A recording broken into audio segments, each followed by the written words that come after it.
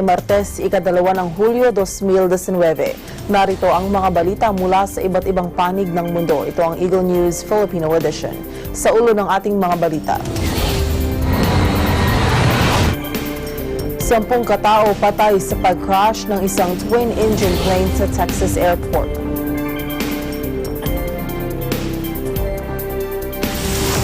limang katao patay naman matapos mahulog sa bangin ang kanilang sinasakyang bus sa Indian-administrated at Kashmir.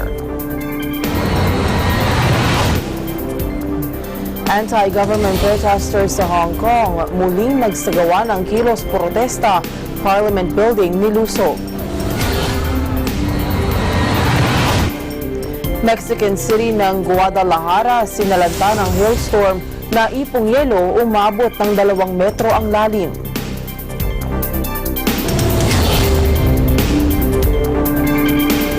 Ako po si Maricar Velasco, ang inyong magiging tagapagbalita. Sa detalye ng mga balita, 10 katao ang namatay sa pag-crash ng isang maliit na twin-engine plane sa isang hangar sa Texas airport. Kinumpirma ng Dallas County Medical Examiner na patay ang 10 sakay ng eroplano at walang survivors. Sinabi ni Bruce Landsberg, Vice Chairman of the National Transportation Safety Board, na patungo sana ang eroplano sa St. Petersburg, Florida, sakay ang 2 flight crew at 8 pasahero nang ito ay bumagsak. Ayon naman kay NTSB investigator Jennifer Roddy, nahagip ng eroplano ang isang private hangar sa airport na naging dahilan ng kanyang pagbagsak. Sinabi ng isang testigo na nakita pa niyang nakapag-take off ang eroplano, subalit agad itong bumagsak at nagliyab. We're just here to begin the investigation. The aircraft was a Beech Super King Air 350 aircraft. The crash occurred at 9:11 a.m. this morning here at the Addison Airport, and the aircraft collided with the hangar. NTSB received notification shortly after that, and we launched a GO team from Washington, D.C. There were 8 of us on board the government jet that arrived here. We're here to begin the on-site portion of the investigation to look for the perishable evidence.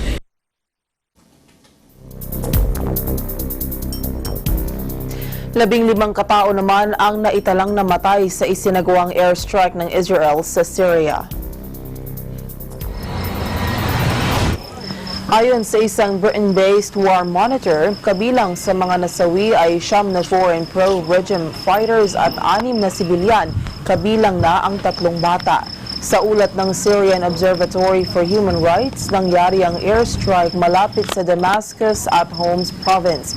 Hindi naman malinaw kung paano nadamay ang mga sibilyan sa pag-atake. Tinarget ng pag-atake ang ilang Iranian positions malapit sa Damascus at Research Center at Military Airport sa kanluran ng lungsod ng Homs, kung saan nakadeploy ang mga miyembro ng Lebanese Shiite movement na Hezbollah at mga Iranians. Tumanggi namang magkomento ang Israeli military spokeswoman kaugnay ng nasabing pangyayari.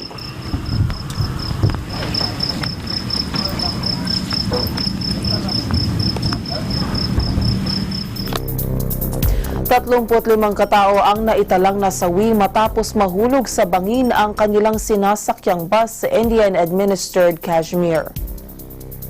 Ayon sa mga opisyal, ito na ang ikalawang bus crash na nangyari sa loob ng 1 linggo sa northern state ng Jammu at Kashmir. Sinabi ni senior police official MK Sinha na nangyari ang aksidente sa liblib na bahagi ng Kishtwar region. Bukod sa 35 katao na namatay sa aksidente, 17 iba pa ang nasugatan.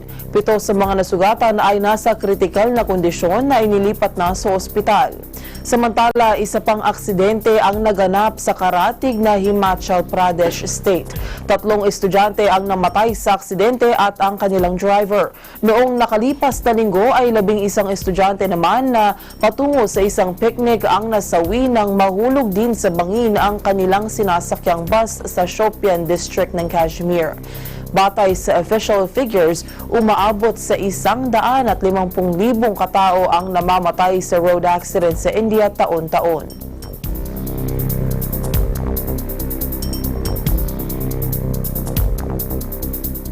Mahigit 60 katao ang nasugatan sa pagsabog ng car bomb sa Kabul, Afghanistan na sinundan pa ng sagupaan sa pagitan ng Taliban at mga miyembro ng Special Forces sa isang lugar na kinaroroonan ng military housing at government buildings. Sinabi ni Afghanistan Interior Ministry spokesman Nazrat Rahimi na unang pinasabog ng mga militante ang car bomb. Pagkatapos ay nilusob ng mga armadong lalaki ang lugar at pinasok ang isang gusali. Sinabi naman ni Health Ministry spokesman Wadidullah Miara na nasa 65 ang nasugatan kabilang ang 9 na mga bata. Sa isang statement na inilabas naman ng militant spokesman na si Zabiullah Muhahid, tinarget ng mga insurgent ang Defense Ministry building sa lugar. Karne kayımızda gram sadece gram gaz suda tapayı gram suda da mı çama da şu kadar şu şada yatar martam bıçara o gaz şurası da nasıl baş şurası namazsa baş.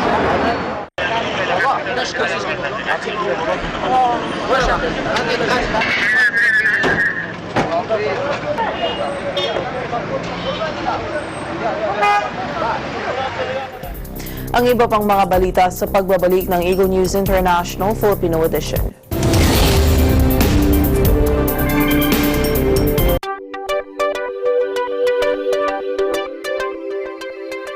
Para sa mga viewers namin sa Middle East at North Africa via OSN, Hello sa inyong lahat dyan. Ako po si Madeline Villarmo Ratillo ako po si Cristal Pisalbon at araw-araw ninyong makakasama sa Aguila Provincia. dito sa Net25 at OSN. Siguradong at home ka dito.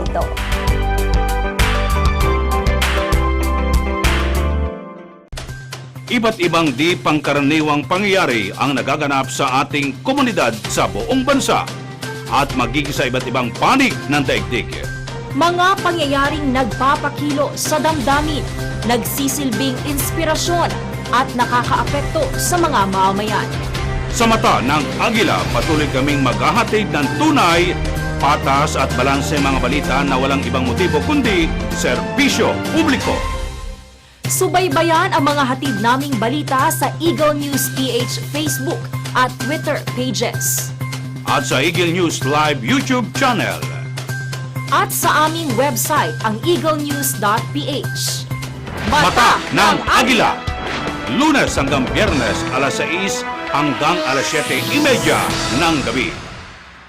Agila Balita, Lunes hanggang Biyernes, alas 12 ng tanghali hanggang alauna ng hapon. Sa pagbubukas ng ika-4 na season ng negosyo, asenso at iba pa, tila hindi lamang pinto ang nagbukas sa ating programa dahil malugod tayong pinatuloy sa bahay ng bago nating kasangga. Pinagkakatiwalaan sa pagninegosyo ang Department of Trade and Industry. Kaya naman papasalan natin ang buong Mimaropa para ipatingin, ipatikim, ipadama at iparinig ang iba't ibang kwento ng pag-asenso dahil sa pagninegosyo. Kaya naman linggo-linggo, alas 5:30 ng hapon, manood, matuto, magnegosyo. Dito lamang sa programang nagbibigay ng impormasyon at inspirasyon sa pagninegosyo. Ito ang inyong lingkod, Francis Chis Garcia, at ito ang negosyo, asenso at iba pa.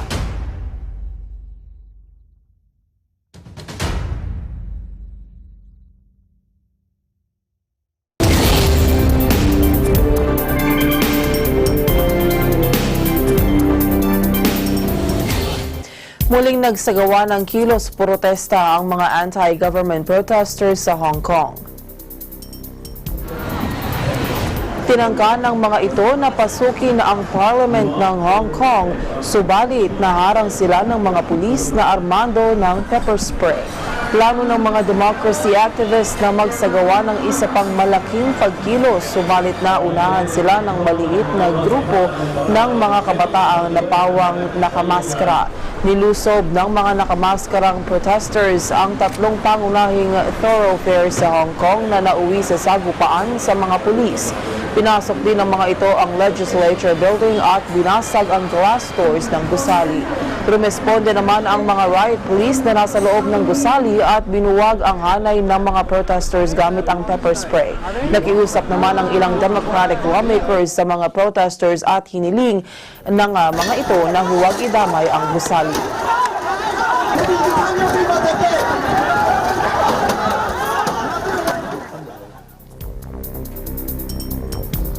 Dumagsa ang libu-libong protesters sa Sao Paulo para magpakita ng suporta kay Brazilian Justice Minister Sergio Moro. Si Moro ay nahaharap sa kontrobersya na nakipagsabwatan umano sa mga prosecutors sa kanyang anti-corruption drive para pigilang makatakbo muli sa isa pang presidential run si dating Brazilian leader Luiz Inácio Lula da Silva. Magugunitang si Moro ay dating miyembro ng gabinete ni President Jair Bolsonaro. Pinagbibitiw ito sa pwesto matapos kumalat ang kanyang umunoy chat na nagpapakitang nakikipagsabwatan siya sa mga prosecutors sa tinaguriang car wash probe para mapigilan si Lula, isang popular leftist na makatakbo sa presidential race. Ang mga demonstrator ay nagsuot ng mga damit batay sa kulay ng bandila ng Brazil na dilaw at berde at nagmarcha sa 88 lungsod kabilang na sa Rio de Janeiro, Sao Paulo at sa capital na Brasilia. Hiniling din ng mga protesters sa Kongreso na aprubahan ang pag-overhaul sa retirement system. Una rito, nagbabala si Bolsonaro na mababankrupt ang kanilang bansa kapag hindi binago ang nasabing sistema.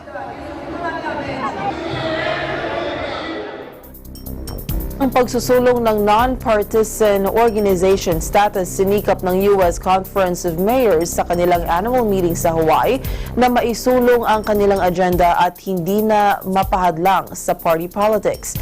Sa pagkakataon ding ito, kinilala ng mga mayors ang kahalagahan ng ilang national at global issues at binigyang diin ang impact ng mga ito sa local communities. May report ang ating EBC Hawaii correspondent na si Alfred Asenas. I believe, and maybe I'm biased, but I think all the solutions that you see in our country start in our cities, big and small. Mayors are ones who take action. It's not about voting up and down on a bill. It's not blaming the person across the aisle. It's about coming together, whether you're a Democrat, Republican, Independent, but joining to get action done. We're close and personal to the people of our cities, and they demand action. And we do that. More than 220 mayors across the U.S.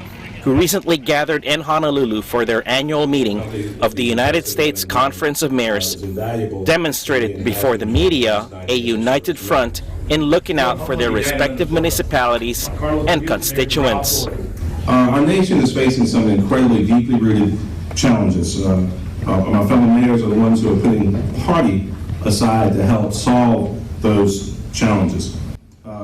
Mayor Benjamin and several other civic leaders also took the opportunity to acknowledge and comment on various current events happening in the country and around the world. Greatly encouraged by the Supreme Court decision yesterday, blocking the citizenship question from being added to the 2020.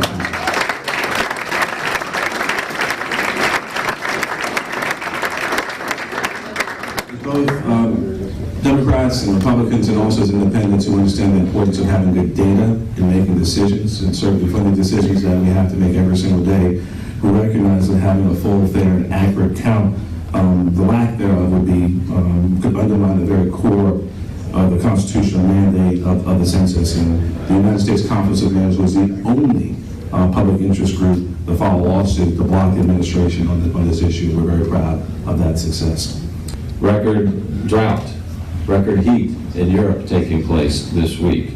Fires ravaging throughout the western United States.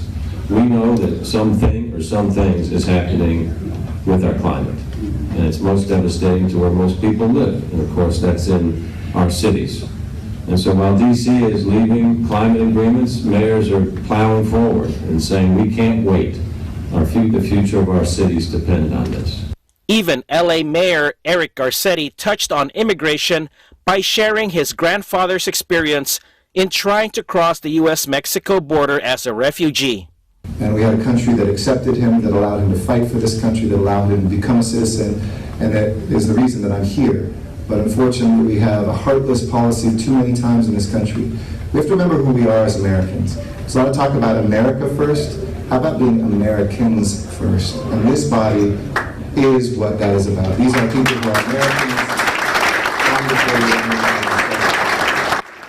While appearing to display some emotion, Garcetti went on with his remarks, this time in Spanish.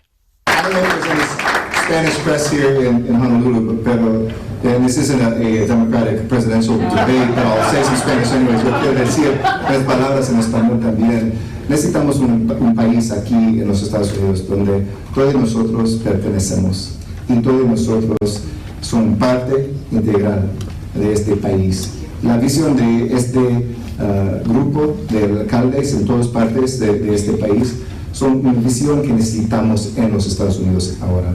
Una visión desafortunadamente en Washington de división, de odio, no son los valores de nuestras ciudades y de este país. Gracias a estos líderes por su visión, gracias a este equipo, porque ganaremos en estas luchas. We will win these fights. Finally, the mayor from Columbia, South Carolina, expressed optimism about his fellow leaders in accomplishing their agenda during their collaboration in the Aloha State. In closing, let me say that while the attention of the nation is trained on the battle for the presidency, that mayors are relentlessly toiling away in their local communities, getting things done on issues that matter most to our residents. And I, for one, look forward to learning more over these next few days about the past, the greater opportunity that my colleagues are paving for the men and women and families that they represent. Meanwhile, Hawaii-born former U.S. President Barack Obama sent a letter to the Conference of Mayors congratulating the entire body in, quote, fortifying the notion that government can be a force for good in the lives of its citizens, end of quote. Next year's host city. The 2019 annual meeting of the United States Conference of Mayors adjourned on 1 July. Reporting from Waikiki, Hawaii, I'm Alfred Asenas, 1 with 25. Sinalanta ng freak hailstorm ang Guadalajara, isa sa mga most populous cities ng Mexico. Ikinagulat ng mga residente ang pananalasa ng hailstorm na naging dahilan para ma-stranded ang maraming motorista.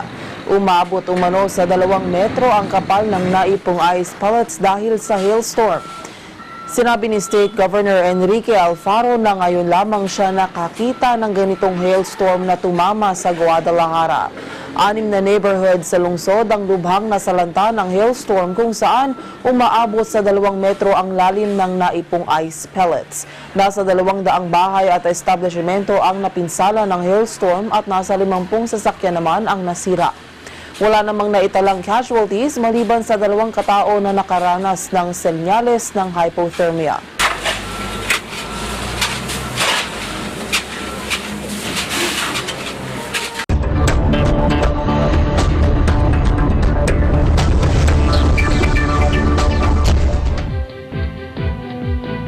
Lumagda ang European Union at Vietnam sa matagal nang inaabangang free trade deal na mag-aalis ng halos lahat ng buwis sa mga produkto sa harap ng pangamba sa global protectionism. Pinuri ni EU Trade Commissioner Cecilia Malmström ang nasabing kasunduan sa pagsasabing ito ay isang mahalagang milestone sa pagitan ng trading partners. Aniya, nais nilang tiyakin na ang EU trade sa rehiyon ay magkakaroon ng positive impact kaya tiniyak nilang may patupad ang high standard sa kasunduan. Rules of origin on energy. This free trade agreement eliminates nearly all tariffs on goods. Over 99% with the 1% partially liberalized through quotas. It is reducing costs, red tape for business, and this is particularly important for small business. We want to make sure that EU trade in this region has a positive impact, so we have enshrined high standards in the deal. Đặc biệt là thông qua những cái đánh giá ban đầu thì chúng ta thấy rằng riêng trong lĩnh vực về thương mại thì những cái thuận lợi trong cái thương mại mà chúng ta được hưởng trong cái hiệp định evfta với châu Âu sẽ mang lại những cái đóng góp to lớn cho cái phát triển về xuất nhập khẩu của Việt Nam, và những cái tăng trưởng của thương mại có thể lên đến con số nhiều 20% ngay trong những năm đầu tiên và tiếp tục ở những cái con số cao hơn. Các bạn có thể tham khảo.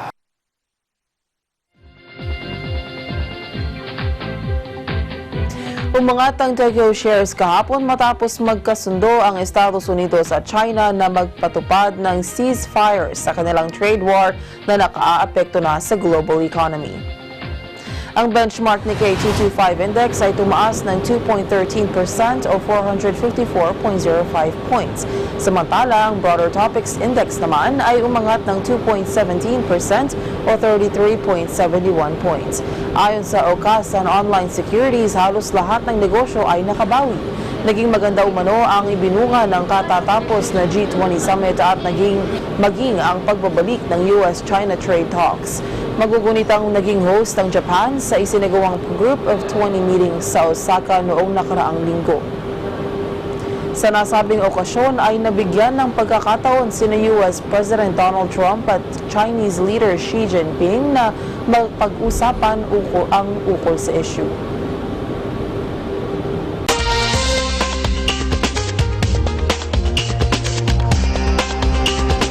Naglayag na muli ang mga whaling ships para sa kanilang unang commercial hunt sa nakalipas na mga dekada matapos magdesisyon ang Japan na ipagpatuloy ang commercial whale hunting.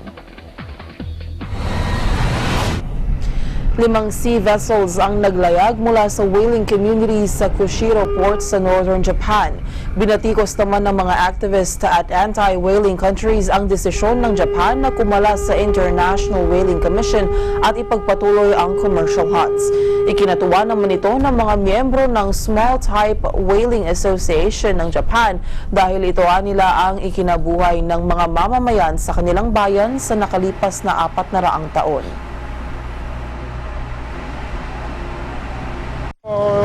自分の枠とか設定された枠の分とか出された分を自分たちは今まで通りクジラ取っていって、さっきも言ったんですけど、前より今まで以上にいい肉提供したりとかするっていうことだけですよね、これから。だけど今だったら大きいクジラとか脂の乗りのいいクジラ、やっぱ大きくて太っていれば肉も良くなりますしね。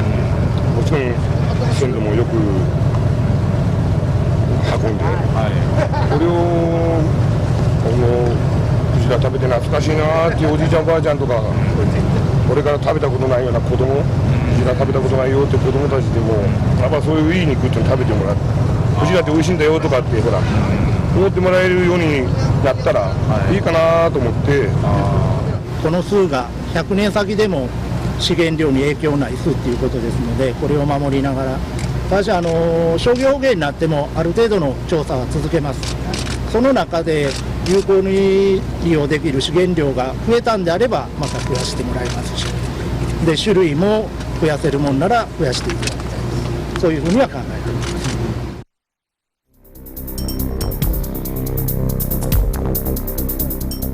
At yan ang kabuuan ng mga balita mula sa iba't ibang bansa. Eagle News International Filipino Edition. Sa pangalan ng mga bumubuo sa Eagle News Service, ako po si Maricar Velasco and I am one with 25.